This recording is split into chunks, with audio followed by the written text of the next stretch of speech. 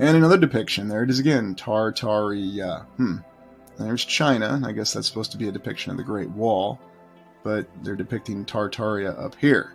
And it's not Greater Tartary, which is what we recall that entry in that official historical account telling us we're mistaking Tartaria for. Yet we've seen it on 2 maps so far. And here we have another map and another depiction. There it is again. Tartaria. Not Greater Tartary. Tartaria. So that's 3 maps so far. You should play a game. See how many maps you can find where it's actually spelled out that there's Tartaria on it and just count that, as opposed to the maps that show Greater Tartary. Because remember, they can explain it away by just saying the people who made that maps didn't know what they were talking about. They were out of their minds. They were looking for the legendary kingdom of Prester John. And even though they had accurate lines of latitude and longitude, they just didn't know what they were doing. Okay? So just accept what we're telling you. And here's another one, and oh, look, there it is again, Tartaria. Although depicted now more in what we'd think of as the European portion of Russia.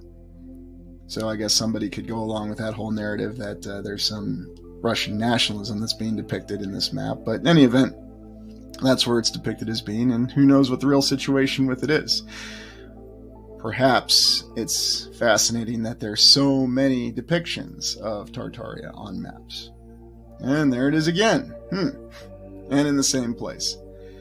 So, pretty much anything that encompasses this area, and my potential theory on Tartaria and why it was located on maps there is that could well have been an enclave from before the last reset. That set up and maybe even got so far as establishing their own nation. And that nation had to be destroyed.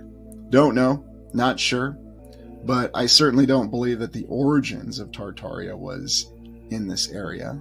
I believe that it was a civilization that encompassed all the lands, because we see evidence everywhere